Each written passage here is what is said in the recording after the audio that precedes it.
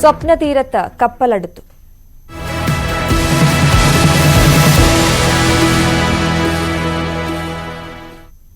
കാത്തിരിപ്പിനൊടുവിൽ കേരളത്തിന്റെ സ്വപ്ന തീരത്തേക്കുള്ള ആദ്യ മദർഷിപ്പ് വിഴിഞ്ഞത്ത്. സാൻ ഫെർണാണ്ടോ കപ്പൽ വിഴിഞ്ഞത്ത് നങ്കൂരമിട്ടു. കപ്പലിന് വാട്ടർ സല്യൂട്ട് നൽകി സ്വീകരിച്ചു. ഇപ്പോൾ കപ്പലിന്റെ ദൃശ്യങ്ങളാണ് പ്രേക്ഷകർ കാണുന്നത്. വിഴിഞ്ഞത്തെത്തിയ സാൻ ഫെർണാണ്ടോ കപ്പലിന്റെ ദൃശ്യങ്ങൾ, തത്സമയ ദൃശ്യങ്ങളാണ് കാണുന്നത്.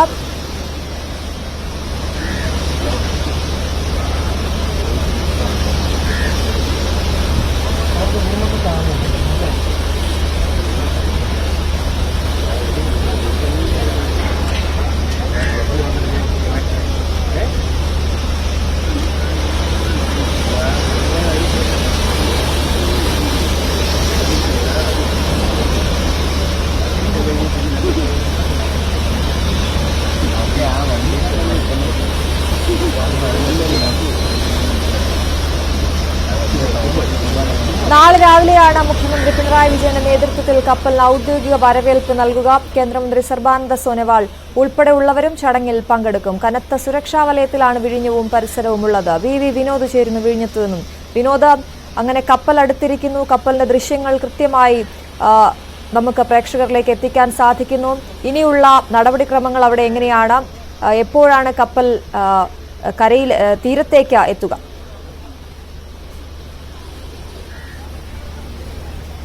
അശ്വതി, ടഗുകളുടെ സഹായത്തോടെ കപ്പലിനെ ബർത്തിലേക്ക് അടുപ്പിക്കാനുള്ള നടപടികളാണ് ഇപ്പോൾ പുരോഗമിക്കുന്നത്. കൂറ്റൻ വടം കപ്പലുമായി ബന്ധിച്ച് കപ്പലിനെ ബർത്തിലേക്ക് അടുപ്പിക്കുക, അതോടൊപ്പം തന്നെ ടഗുകളുടെ സഹായത്തോടുകൂടി തീരത്തേക്ക് അടുപ്പിക്കുക, ഇതാണ് ഇനിയുള്ള നടപടിക്രമങ്ങൾ. അതിനുശേഷമാണ് കണ്ടെയ്നറുകൾ ഇറക്കാനുള്ള നടപടികൾ സ്വീകരിക്കുക. ഇവിടെ 8 ഷിഫ്റ്റ് ഷോർ ക്രെയിനുകളും അതോടൊപ്പം തന്നെ 28 യാർഡ് ക്രെയിനുകളുമാണുള്ളത്. ഈ ക്രെയിനുകളുടെ സഹായത്തോടെയാണ് പിന്നീടുള്ള ട്രാൻസ്ഷിപ്മെന്റുമായി ബന്ധപ്പെട്ട കാര്യങ്ങൾ പൂർത്തിയാക്കുക. പക്ഷേ ഇപ്പോൾ റോഡ് മാർഗമുള്ള ട്രാൻസ്ഷിപ്മെന്റ് അല്ല കൂടുതലായി ആലോചിക്കുന്നത്, മറിച്ച് ഇവിടെ ഇറക്കുന്ന ഈ കണ്ടെയ്നറുകൾ ചെറിയ കപ്പലുകളിലാക്കി മറ്റ് തീരങ്ങളിലേക്ക് കൊണ്ടുപോകുക. അതായത് ഇന്ത്യയുടെ തന്നെ മറ്റ് സംസ്ഥാനങ്ങളിലേക്കും അതോടൊപ്പം തന്നെ അയൽ രാജ്യങ്ങളിലേക്കുമുള്ള കണ്ടെയ്നറുകൾ ഇവിടെ നിന്ന് ചെറു കപ്പലുകളിലേക്ക് കൊണ്ടുപോകുക എന്നതാണ് ഏറ്റവും പ്രധാനപ്പെട്ട കാര്യം. ഇപ്പോൾ ഒരു മദർഷിപ്പ് അങ്ങനെ തന്നെ നമ്മൾ വിശേഷിപ്പിക്കുമ്പോൾ അത് ചരിത്രത്തിൽ ഇടം നേടുകയാണ്. ഇന്ത്യയുടെ തീരത്ത് ഏറ്റവും സ്വാഭാവികമായ ആഴത്തോടുകൂടിയുള്ള ഒരു കടൽ പ്രദേശം, അവിടെ 20 മീറ്ററിലധികം ആഴം, ഡ്രഡ്ജിംഗ് പോലും ആവശ്യമില്ലാത്ത ഒരു ഇടം, അവിടേക്ക് ഒരു മദർഷിപ്പ് എത്തുന്നു. കേരളത്തെ സംബന്ധിച്ച് ഏറ്റവും അഭിമാനകരമായ ഒരു നിമിഷമാണ്. ഇനി ഈ കണ്ടെയ്നറുകൾ ഇറക്കുക എന്ന നടപടിക്രമമാണ്. അടുത്ത ദിവസമാണ് ഈ ഔദ്യോഗികമായി കപ്പലിന് സ്വീകരണം നൽകുന്ന ചടങ്ങ്. നാളെ രാവിലെ 10 മണിക്ക് മുഖ്യമന്ത്രി ഉൾപ്പെടെയുള്ളവർ ഇതിൽ പങ്കെടുക്കും. കേന്ദ്ര മന്ത്രി സർബാനന്ദ സോനോവാൾ ഉൾപ്പെടെയുള്ളവർ ഈ പരിപാടിയിലേക്ക് പങ്കെടുക്കുന്നതിനായി എത്തുകയും ചെയ്യും. ഇതിന്റെ ഈ കണ്ടെയ്നറുകൾ ഏതാണ്ട് 2000-ഓളം കണ്ടെയ്നറുകളാണ് ഇത് ഇവിടെ ഇറക്കുക. 30,000 കണ്ടെയ്നറുകൾ ഇവിടെ സൂക്ഷിക്കാനുള്ള ഒരു ശേഷി ഈ തുറമുഖത്തിനുണ്ട്. പക്ഷേ ഇപ്പോൾ 2000-ഓളം കണ്ടെയ്നറുകളാണ് എത്തുന്നത്. സാൻ ഫെർണാണ്ടോ എന്ന കപ്പൽ ചൈനയിൽ നിന്ന് യാത്ര തുടങ്ങി ഇവിടെ ഈ തീരത്തെത്തി. നാളെ വൈകിട്ടോടുകൂടി ഈ കണ്ടെയ്നറുകളെല്ലാം ഇറക്കി ഇതിന്റെ ദൌത്യം പൂർത്തിയാക്കി നാളെ വൈകിട്ടോടുകൂടി തീരം വിടും. ആ തരത്തിലാണ് ഇവിടെ ക്രമീകരണങ്ങൾ ഏർപ്പെടുത്തിയിട്ടുള്ളത്. ആദ്യഘട്ട നിർമ്മാണം പൂർത്തിയായ മുറയ്ക്ക് ഇതിന്റെ ഒരു ട്രയൽ റൺ എന്ന നിലയ്ക്കാണ് ഇപ്പോഴത്തെ ഈ നടപടിക്രമങ്ങൾ.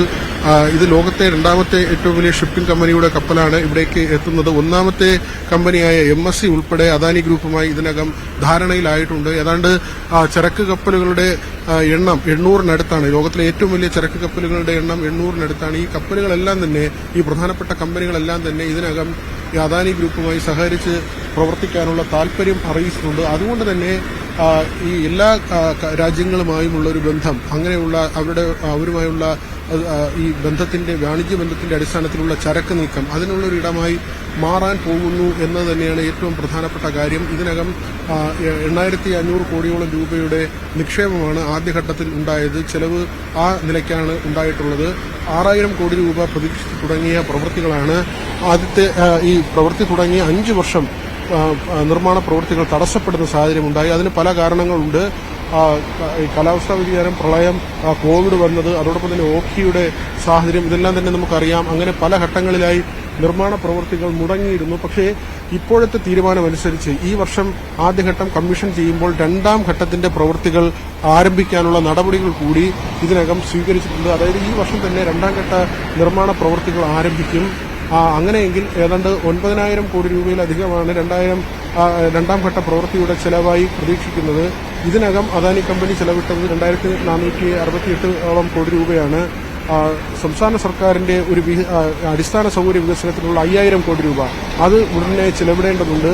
കാരണം ഇപ്പോൾ കടൽമാർഗമാണ് ഈ ട്രാൻസ്ഷിപ്മെന്റ് നടത്തുന്നതെങ്കിലും ഇനിയുള്ള സാഹചര്യത്തിൽ അത് റെയിൽ ഗതാഗതം, അതോടൊപ്പം തന്നെ റോഡ് ഗതാഗതം, ഈ രണ്ട് കാര്യങ്ങളും യാഥാർത്ഥ്യമാക്കേണ്ടതുണ്ട്. വിഴിഞ്ഞത്തെയും ബാലരാമപുരത്തെയും ബന്ധിപ്പിച്ചാണ് പുതുതായി ഒരു റെയിൽവേ ലൈൻ വരുന്നത്. അത് ഭൂഗർഭ റെയിൽവേ ലൈനാണ്. ഏതാണ്ട് 11 കിലോമീറ്ററോളം ആണ് ഇതിന്റെ ദൈർഘ്യം വരുന്നത്. ഇതിൽ 9 കിലോമീറ്ററിലധികം വരുന്ന ദൂരം കടന്നു പോകുന്നത് ഭൂമിക്കടിയിലൂടെയാണ്. അതിന്റെ സർവേ നടപടികൾ പൂർത്തിയാക്കി പാരിസ്ഥിതിക അനുമതിക്കായി കേന്ദ്ര സർക്കാരിന് ഇതിന്റെ റിപ്പോർട്ട് സമർപ്പിച്ചിട്ടുണ്ടെന്ന് ഉദ്യോഗസ്ഥർ വ്യക്തമാക്കുന്നുണ്ട്. പക്ഷേ അത് കുറച്ചൊന്ന് വൈകുകയാണ്. എങ്കിൽ തന്നെയും ആ നടപടിക്രമങ്ങൾ വളരെ വേഗത്തിൽ പൂർത്തിയാക്കി രണ്ടാം ഘട്ടത്തിലേക്ക് കടക്കാം.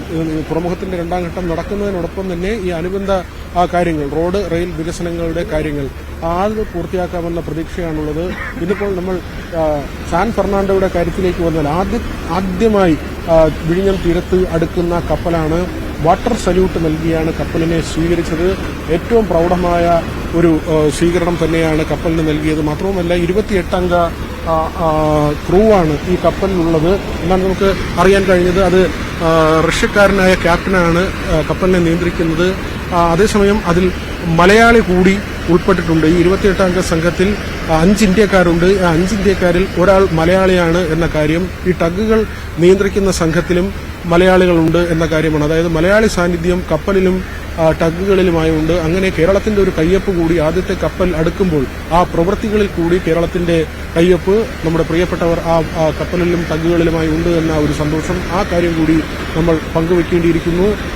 ഇതിന്റെ രാഷ്ട്രീയമായ ചില കാര്യങ്ങൾ കൂടി, അതായത് നാളത്തെ ഔദ്യോഗിക ചടങ്ങിലേക്ക് പ്രതിപക്ഷ നേതാവിനെ ക്ഷണിച്ചിരുന്നില്ല. ഇത് വലിയ വിവാദമായിരുന്നു. ആരാണ് വിഴിഞ്ഞം പദ്ധതിയുടെ യഥാർത്ഥ അതിന്റെ രക്ഷിതാവ് എന്നതിനെ ചൊല്ലിയുള്ള ചർച്ച, ആരുടെ കുഞ്ഞാണ് വിഴിഞ്ഞം പദ്ധതി എന്നത് സംബന്ധിച്ച് കഴിഞ്ഞ ദിവസം നിയമസഭയിൽ ചർച്ച വന്നിരുന്നു. ഇത് ഇടത് സർക്കാർ, പല ഇടത് മുഖ്യമന്ത്രിമാർ അവർ പല കാലങ്ങളിലായി നടത്തിയ പ്രവൃത്തി, അതിന്റെ ഒരു പൂർത്തീകരണമാണെന്ന് സർക്കാർ വാദിക്കുമ്പോൾ ഉമ്മൻചാണ്ടിയാണ് ഇതിന് തുടക്കമിട്ടത്. അദാനിയുമായുള്ള കരാറിലേക്ക് പോയത് ഉമ്മൻചാണ്ടിയാണ്. UDFന്റെ ഒരു ഇച്ഛാശക്തിയാണ് ഈ പദ്ധതി യാഥാർത്ഥ്യമായതിന് പിന്നിലെന്ന് പ്രതിപക്ഷം തിരിച്ചടിക്കുകയും ചെയ്തു.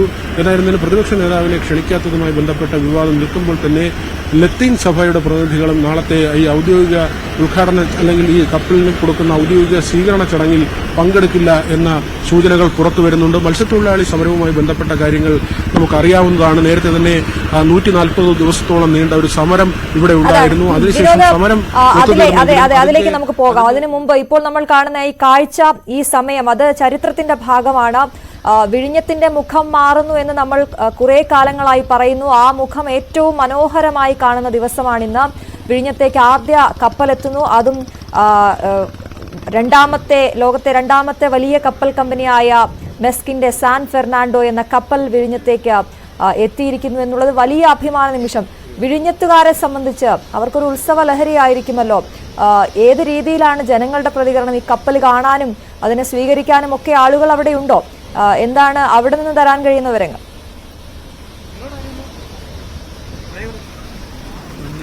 ചേട്ടാ, ഈ കപ്പൽ അടുക്കുമ്പോൾ എന്താണ് വലിയ സന്തോഷം തന്നെയാണ്? തീർച്ചയായിട്ടും വളരെയധികം സന്തോഷമാണ്. അതായത് നമ്മുടെ നാട്ടിന് വരുന്ന ഏറ്റവും വലിയൊരു മുതൽക്കൂട്ടാണ്. മാത്രമല്ല ഒരുപാട് പേർക്ക് തൊഴിൽ സാധ്യതയും ഇവിടെ ഉണ്ട്. മനസ്സിലായില്ല, അത് എല്ലാ ജാതി വിഭാഗത്തിലുള്ള എല്ലാവർക്കും അതൊരു നല്ല സ്വീകാര്യമായിട്ടാണ് തോന്നുന്നത്. അത് മാത്രമല്ല പ്രധാനമായിട്ട് ഇതിനകത്ത് വരുന്നത് ജോലി സാധ്യത. ഒരുപാട് യുവാക്കൾക്കും ഈ പ്രദേശവാസികൾക്കൊക്കെ ജോലി കിട്ടും, അങ്ങനെ ഉറപ്പുണ്ട്. ഇത് വന്നു കഴിഞ്ഞാൽ ഇവിടെയുള്ള യുവാക്കൾക്കും യുവതികൾക്കും ജോലി സാധ്യത കിട്ടുമെന്നാണ് പ്രതീക്ഷ. പക്ഷേ ഈ കേരളത്തിന്റെ ചരിത്രം തന്നെ, വാണിജ്യ ചരിത്രം തന്നെ, വിഴിഞ്ഞത്തിന് മുമ്പും വിഴിഞ്ഞത്തിന് ശേഷവും, ഈ തുറമുഖത്തിന് മുമ്പും ശേഷവും എന്ന് വേർതിരിക്കപ്പെടാൻ വരെ സാധ്യതയുണ്ട്. തീർച്ചയായിട്ടും ഉണ്ടാവും. കാര്യം വെച്ചാൽ നമ്മുടെ രാജ്യത്ത് വരുന്ന രാജ്യത്തിനാണ് ഗുണം ചെയ്യുന്നത്. കേരളത്തിന് അതിന്റെ അതിന്റെ ഒരു ഭാഗമായിട്ട് കേരളത്തിന് ഏറ്റവും കൂടുതൽ ബെനിഫിറ്റ് ഉണ്ടാവും എന്നാണ് പ്രതീക്ഷ. ഒരുപാട് ആളുകൾ ഇത് കാണുന്നതിന് വേണ്ടിയൊക്കെ എത്തിയിട്ടുണ്ട്. എന്ത് പറയുന്നു മോളെ, വളരെ സന്തോഷമുണ്ടോ? വളരെ സന്തോഷമുണ്ട്. കപ്പല് കാണാൻ വേണ്ടി വന്നതാണോ? സ്കൂളിൽ പോകാണ്ട് നിന്ന് ബസ് വരാൻ താമസിക്കുന്ന പറഞ്ഞാൽ പിന്നെ കാണാൻ വന്നത്. ഒരുപാട് പേർക്ക് ജോലി കിട്ടും, നമുക്ക് ഒരുപാട് കാശ് വരും ഈ ബിസിനസ് ഒക്കെ നടക്കുമ്പോഴെന്നാ പറയുന്നത്. എന്തോ വിചാരിക്കുന്നു? കുഴപ്പമില്ല, സന്തോഷമാണ് എന്തായാലും കപ്പൽ വന്നതൊക്കെ. വളരെ സന്തോഷമുണ്ട്. തുറമുഖം വന്നതില് സന്തോഷമാണ്. ഉണ്ട്. നമുക്ക് പല പ്രായത്തിലുള്ള ആളുകൾ അവർ സ്കൂളിൽ പോകാനുള്ള കുഞ്ഞുങ്ങളാണ്. സ്കൂൾ വാഹനം വൈകിയതുകൊണ്ട് കപ്പൽ കാണാൻ വേണ്ടി ഇങ്ങോട്ട് എത്തിയതാണ്. എന്ന് പറയുന്നത് കേട്ടോ, നമുക്കിങ്ങനെ ഒരു വലിയ പദ്ധതി നടപ്പാകുമ്പോൾ നല്ല കാര്യം. ഒരുപാട് നമുക്ക് വരുമാനം ഉണ്ടാകുന്നു. രാജ്യത്തിന് തന്നെ ഭയങ്കര വരുമാനം കിട്ടുന്ന ഒരു സംഭവമല്ലേ. യുവാക്കൾക്ക് തൊഴിൽ കിട്ടും, ഒരുപാട് പേർക്ക് തൊഴിൽ കിട്ടും. നല്ല ഇതാണ്. ഈ പ്രദേശത്തുള്ള മൊത്തം ആൾക്കാർക്ക് നല്ല ജോലി, സെക്യൂരിറ്റി ആയിട്ടും അല്ലാതെയും നല്ല ജോലി ബാക്കി കാര്യങ്ങളൊക്കെ കിട്ടുന്ന ഒരിതാണ്. എന്ന് പറയുന്ന ഈ തുറമുഖം വരുമ്പോൾ ഞങ്ങൾക്ക് ഇവിടെ നമ്മളെ തിരുവനന്തപുരം ജില്ലയെ സംബന്ധിച്ചിടത്തോളം വളരെ ഒരു അഭിമാന പദ്ധതിയാണ്. ഞങ്ങൾ കാത്തിരുന്നത്. ഞാൻ തന്നെ ഇന്നലെ രാവിലെ കിലോമീറ്ററുകൾ അപ്പുറത്തു നിന്നാണ് ഞാൻ വരുന്നത് ഇത് കാണാൻ വേണ്ടി. ഞങ്ങളൊരു അഭിമാന പദ്ധതിയാണ്. അതേപോലെ തന്നെ ഇവിടുത്തെ ഒരു വലിയ വികസനം എല്ലാം ഉണ്ട്. ഞങ്ങൾ അവിടെ തന്നെ ഒരുപാട് പേര് സ്ഥലങ്ങൾ അന്വേഷിച്ച് വരികയാണ്, സ്ഥലങ്ങൾ വാങ്ങാൻ വേണ്ടി. അങ്ങനെ നമുക്കിപ്പം വളരെ തുച്ഛമായിട്ടുള്ള വിലയ്ക്കുള്ള വസ്തുക്കൾ തന്നെ നമ്മൾ വിചാരിക്കാത്ത വിലയ്ക്കാണ് എടുക്കുന്നത്. അപ്പം നമുക്കതൊക്കെ ഒരു നല്ല ഇതല്ലേ. മാത്രമല്ല ചേട്ടന്റെയൊക്കെ ഒരു കുട്ടിക്കാലം മുതലേ വിഴിഞ്ഞം പദ്ധതിയെ കുറിച്ച് പറഞ്ഞു കേൾക്കുന്നുണ്ടാവും, വരുമെന്ന്. അങ്ങനെയാണോ? അതിപ്പം യാഥാർത്ഥ്യം ആകുമെന്നുള്ള ഞങ്ങൾക്കൊരു പ്രതീക്ഷ ഉണ്ടായിരുന്നു. എന്നിരുന്നാലും കുറെ കാലം ചർച്ച നടന്നു. അത് ഒരു നല്ലൊരു കാര്യം തന്നെയാണ്. ഈ മത്സ്യത്തൊഴിലാളികളെ സംബന്ധിച്ച് അവർ പറയുന്ന കാര്യമുണ്ട്, അവരുടെ തൊഴിൽ നഷ്ടവുമായി ബന്ധപ്പെട്ടാണ്. അതൊക്കെ സർക്കാരുകൾ ഒന്നുകൂടി സംരക്ഷിക്കാനുള്ള കുറച്ചുകൂടെ ഊർജിതമായ നടപടി, വികസനവും വേണം, ആളുകളെ സംരക്ഷിക്കാൻ വേണം. അങ്ങനെ ഒരു നിലപാടുണ്ടോ? സംരക്ഷിക്കേണ്ടതാണ്. കാരണം ഇവിടെ ഒരുപാട് പേര് കണ്ടില്ല, എല്ലാം മത്സ്യത്തൊഴിലാളികളാണ്. ചിപ്പി എടുത്ത് കഴിയുന്നവർ ഇപ്പോൾ അവർക്ക് തൊഴിലില്ല. നമുക്കൊരു നഷ്ടപരിഹാരമൊക്കെ കൊടുത്തിട്ടുണ്ട്. അതിനെപ്പറ്റി കൂടുതൽ അറിഞ്ഞൂടാ, എന്നാലും സംരക്ഷിക്കണം. അത് തന്നെയാണ്, അത് ഒരു പൊതുവികാരമാണ്. അശ്വതി, നമ്മളത് ആളുകളോട് സംസാരിക്കുമ്പോൾ അവർ പൊതുവിൽ പറയുന്നത്. കാരണം